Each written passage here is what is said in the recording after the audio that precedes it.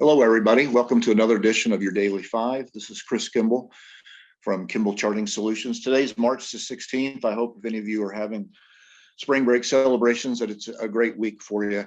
So today we wanted to talk about a few things along the inflation line. I want to address the commodities, or the CRB index is up 131% in 2 years. Crude oil is up 370% in 2 years. Where does that put it?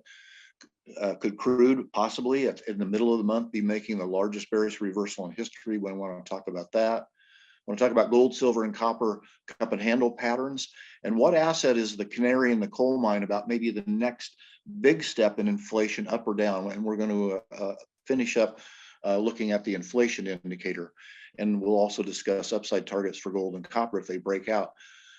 So first off, this is the CRB index. We're looking on a monthly basis, clear back into the 1970s.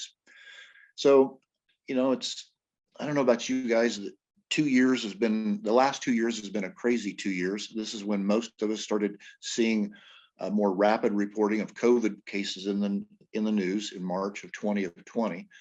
And that's when commodities were at a low, and their 2-year performance was down around 40%. You can see it was one of the worst numbers in CRB history. But now you turn the clock forward 2 years, it's up 131%.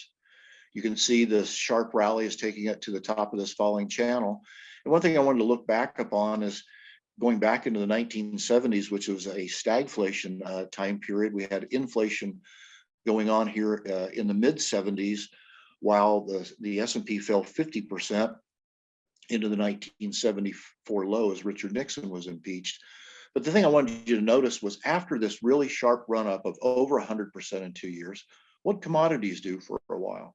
Well, they actually chopped sideways. In hindsight, now we can see it was building an upper level base to push higher off of. But if you look, this took a few years.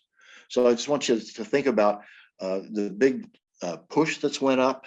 Are commodities breathing heavily like a runner at the end of a sprint, or are they really in shape and they're going to break out from here? So to me, one of the most important commodities on the planet is crude oil. My heart goes out to the people all in Europe right now. I'm sad. We're all sad for the situation, and we pray for the situation there. We know crude oil is volatile to news headlines, particularly what we've all experienced in the last few weeks.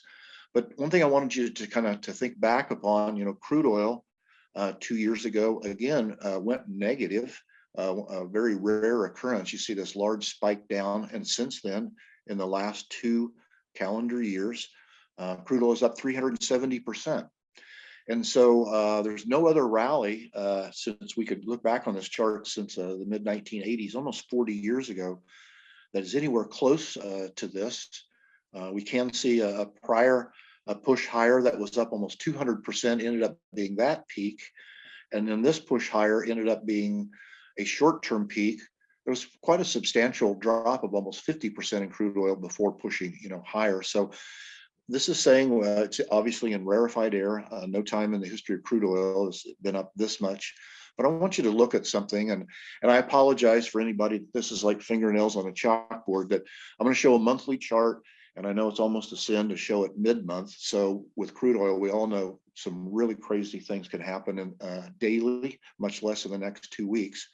But if we'd play a game that crude oil this would happen to be March the 31st, and it was the close of the month, what would this look like? So far, if this would happen to be the close, it'd be the largest bearish reversal in the history of crude oil, following 2 years ago, the largest bullish reversal. And you'll see the monthly close ended up taking place at the 2001 lows prior to this massive run up.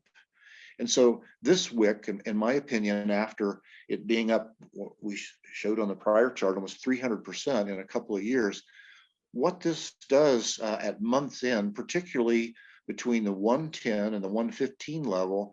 And why do I say that? If we kind of come back over here, you can see the 2010-11 highs took place, and then it tried to get above it almost 3 different times inside this narrowing pennant pattern. And then once it broke support, it collapsed. So 2 important things on this chart. If this was the end of the month, we're closing at the same level where this waterfall, or we're currently at, where this waterfall pattern really got started. So in other words, crude oil went from 100 down to about 30, a 70% loss just in 2 calendar years, excuse me.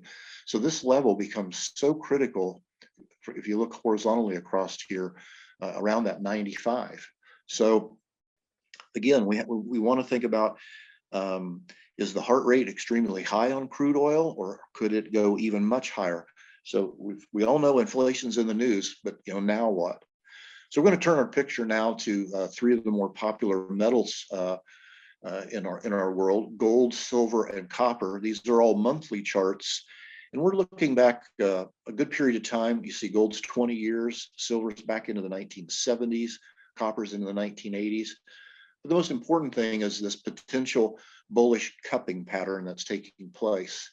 And so for gold, it looks like a cup and handle could be completed.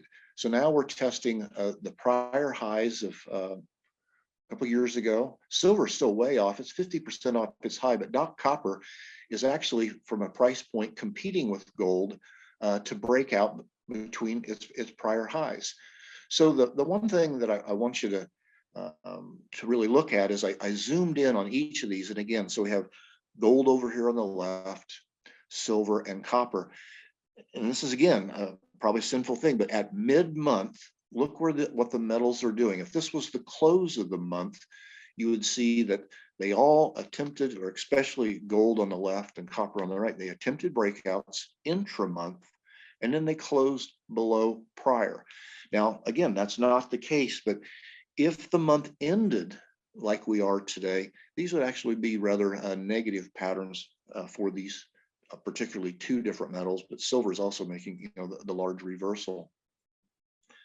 So I said early in one of the early slides, we wanted to talk about a canary in a coal mine. And so the billion-dollar question for all of us: yes, inflation's up a lot. We're seeing it at the grocery store. We're seeing it at the gas pump. Is it over? Or is it about to just really, is it clearing its throat and going to scream much higher? So I want to talk about the canary in the coal mine that's probably going to answer that question for us. So if you'll notice here, I've overlaid the Commodities Index with the Aussie dollar. This is on a monthly basis. So you'll notice this blue shaded area is actually a bullish divergence to commodities, or a bearish divergence with the Aussie dollar. But these 2 tend to correlate, and you'll see how highly they correlate here in just a second. But as commodities were making higher lows, the Aussie dollar was actually making lower lows. So the Aussie dollar was not a buyer or a believer in the commodities rally. But look what happened once commodities, the Aussie dollar made a double bottom and a higher low here. They took off, and then really look what happened to commodities. They bottomed around 150 and then shot up to 450 in the next 6 years. Big gain. So I wanted to continue to highlight how correlated the 2 are. But now all of us in the last year, we've experienced a non-correlation again, similar to 1999 and 2000. That's when stocks peaked. So you'll notice they both bottomed together 2 years ago this month during the COVID crisis. Now we see a negative divergence. Commodities going up, the Aussie dollar is not completely believing in it. So as we wrap today up, the last couple of slides, I want to say that until the Aussie dollar breaks out, it's not a believer in the commodities. But this last line coming in at the 80 level, folks, if the Aussie dollar breaks above that, it would suggest that commodities are heading much higher. And my favorite commodity would be copper. If it breaks out play, you can see it's testing the old highs. And within that arena, you can see gold, I guess I wanted to say upside targets on breakouts, excuse me. On copper, it would be $7 if it breaks out, and gold would be around 3,000.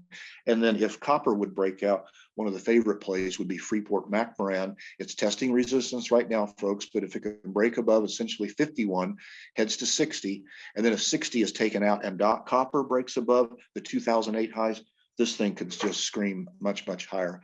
So our last chart, I just wanted to share that for whatever reason, many times in the month of March, particularly around next Monday, which is the first day of spring, we've seen key reversals, highs and lows. So we've got that date coming up next Monday. So we want to be mindful and watchful for a reversal.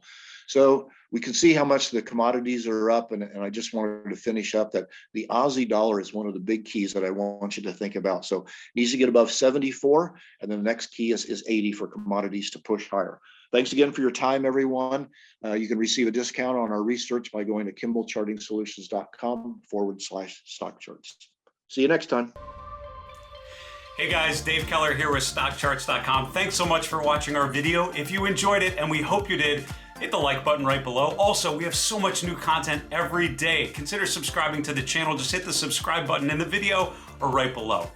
Thanks for watching. Stay safe. Have a fantastic day.